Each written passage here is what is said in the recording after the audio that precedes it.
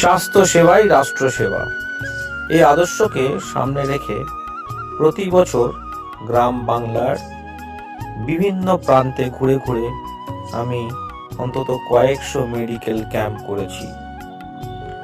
তো গতকালকে সেরকমই একটি মেডিকেল ক্যাম্প করতে পৌঁছে গিয়েছিলাম বসিরহাটের ঘোজাডাঙ্গা গ্রামে।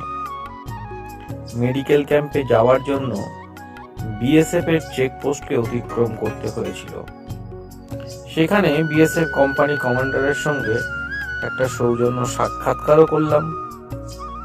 তারপরে আমাদের কার্যকর্তাদের সঙ্গে পৌঁছে গেলাম একেবারে ভারত বাংলাদেশ সীমান্ত লাগোয়া শেষ গ্রাম ঘোজাডাঙ্গা। সেখানে একটি ছোট্ট প্রাইমারি স্কুলে আমাদের রোগী দেখার জন্য ব্যবস্থা করা হয়েছিল। প্রায় 100-র অধিক রোগীকে বিনামূল্যে দেখার সঙ্গে সঙ্গে তাদের হাতে প্রয়োজনীয় ওষুধপত্র বিনামূল্যেই তুলে দেওয়া হলো।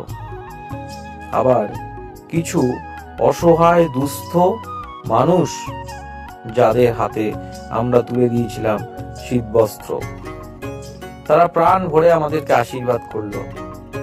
তারপরে সেই গ্রামের যারা কার্যকর্তা তারা আমাদেরকে নিয়ে গেল একেবারে বাংলাদেশ সীমান্তে, যেখানে ঢিলছোড়া দূরত্বে দেখা যাচ্ছে বাংলাদেশ।